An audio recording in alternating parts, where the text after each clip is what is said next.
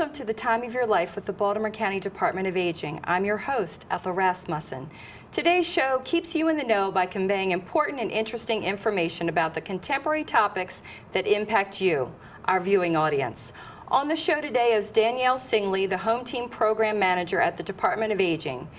Danielle will talk about the Home Team Program and how this program supports the theme of Older Americans Month, which is Get Into the Act. Today's show concludes with Debbie Orlove, Community Business Liaison at the Department of Aging. Debbie will share important information about senior center travel, senior box office, as well as what's happening at your local senior center. Navigating Medicare for prospective beneficiaries can be challenging. On the show to answer questions pertaining to the A, B, and C's of Medicare is Sherry Kolbe, Program Manager of the State Health Insurance Assistance Program, known as SHIP, at the Department of Aging. Welcome to the show, Sherry. Thank you for having me. Before we begin our discussion about Medicare, can you briefly tell our viewers about the responsibilities of SHIP, the State Health Insurance Assistance Program? Yes, the State Health Insurance Assistance Program, and actually there is one of them in every county in the nation. And so what my team does, which is predominantly volunteers, we educate Baltimore County residents about their Medicare benefit as well as their families. And then if an issue comes up, then we assist them to hopefully resolve the problem. We're here today to talk about Medicare. What is Medicare and who is eligible?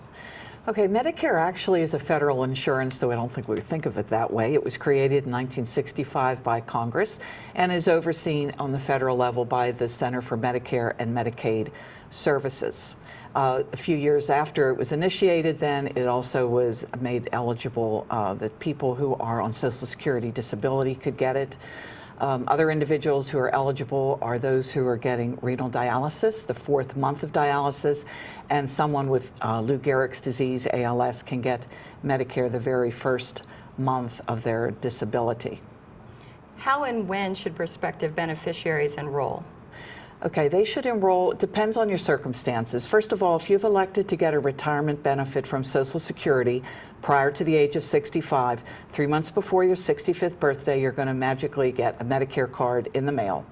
If you are receiving Social Security disability benefits, the 25th month is when you're eligible, so 3 months before that is when the Medicare card will arrive. Other than that, at 65, you do have to take action. You enroll for Medicare with Social Security.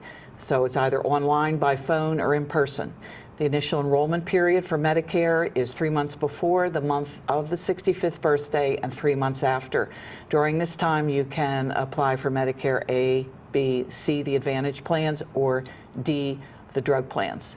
If you are actively working, or your spouse is, and you do have group health insurance, at age 65 you can delay getting the Part B until you are no longer working and covered by that group health insurance. At that point, you will have a special enrollment period, which actually lasts 8 months, in order to get your B without a penalty.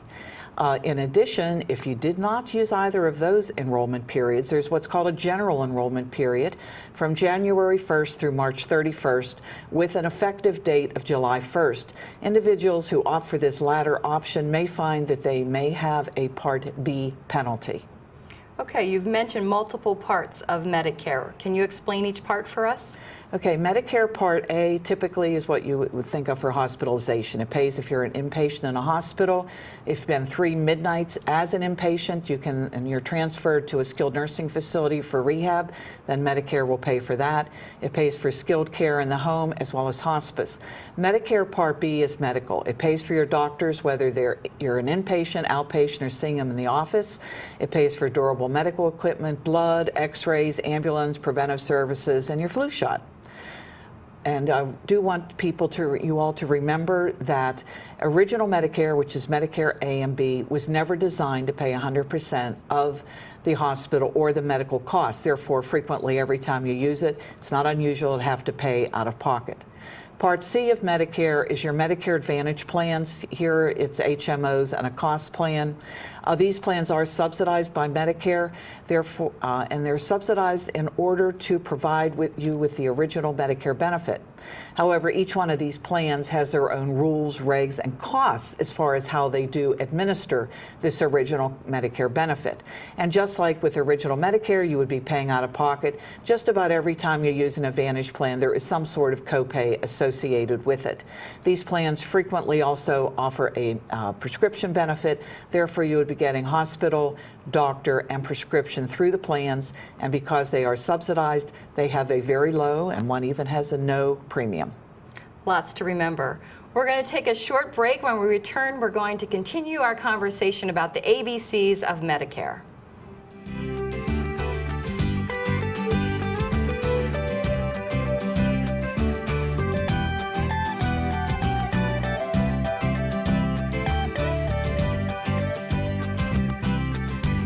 Welcome back to The Time of Your Life. I'm your host, Ethel Rasmussen. Let's conclude our conversation about the ABCs of Medicare with Sherry Kolbe, Program Manager for the State Health Insurance Assistance Program, known as SHIP at the Department of Aging. Sherry, let's turn our attention to Medicare Part D, which is Medicare's prescription drug benefit. Can you explain the benefit as well as the important facts that you need to remember each year and how to select a drug plan?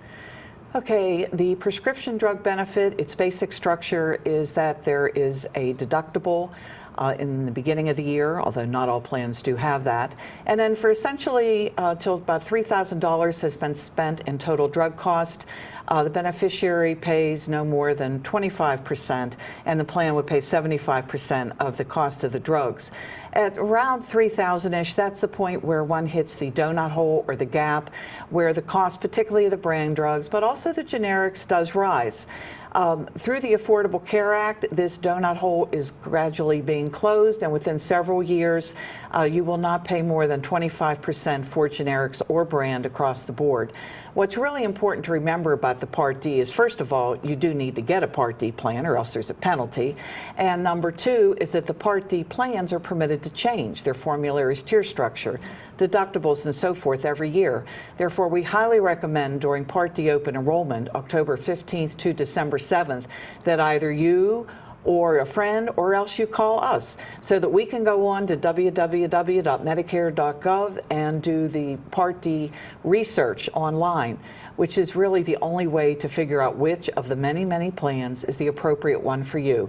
And even if you're happy with your plan, please call us in September or early October to make an appointment so we can see you in person at a senior center or by phone to make sure what you have truly is best for you for the next year. Researching your plan every year is important. I understand some beneficiaries need supplemental insurance, such as a Medigap plan. Can you talk about what those plans are and when they are needed? Okay, now I told you that if you have original Medicare only, that there are holes in it and there are deductibles and so forth to pay. Now, some people are fortunate enough to have a retiree health benefit, which would act as a secondary. But if you don't have a retiree health benefit and you don't want to have unexpected costs, then you may want to get a Medigap. A Medigap basically works perfectly with Medicare. Whatever Medicare doesn't pay, the Medigap may pay some or all of the costs. Medigaps are an alphabet soup of A to N. F is the most comprehensive, and therefore it is the most expensive. A is the least comprehensive, so it's the least expensive. These companies are overseen by the Maryland Insurance Administration.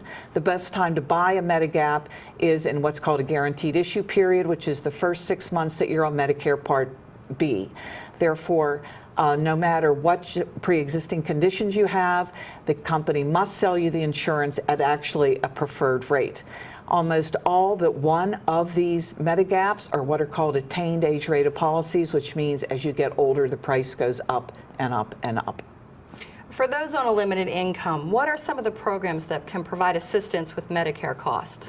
Okay, for those, there's a program called Quimby and one called Slimby, which is administered through the Department of Social Services. Both of those programs will at least pay the Medicare Part B premium each month. Quimby goes even much further and pays for copays and deductibles, coinsurances associated with original Medicare. So it's essentially a supplement for which you do not need to pay.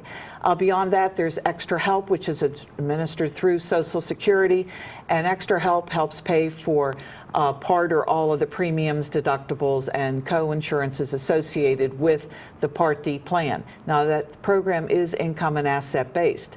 The lower your income, the more benefits you get. If you're unfortunately overscale for that program, you might be eligible for the Maryland Senior Prescription Drug Assistance Program, which will provide some premium assistance. Sherry, in closing, is there anything that you would like to add about Medicare?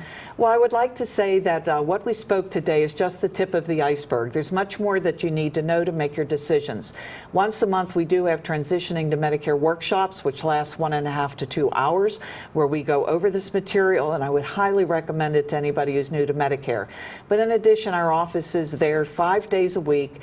I have volunteers answering questions. So if you have a question about anything related to Medicare, please call us and we will do our best to serve you. Thank you for coming and sharing this valuable information about Medicare. Thank you for having me. Please remember you can view this segment anytime on the internet at www.baltimorecountymd.gov/videos. Click on the time of your life. We're going to take a short break, and please consider attending the World Elder Abuse Awareness Day Forum on June 15th from 8:30 a.m. to 1 p.m. at the Perry Hall Library. For more information, call 410-887-4200. When we return, we'll learn about the Department of Aging's Home Team program.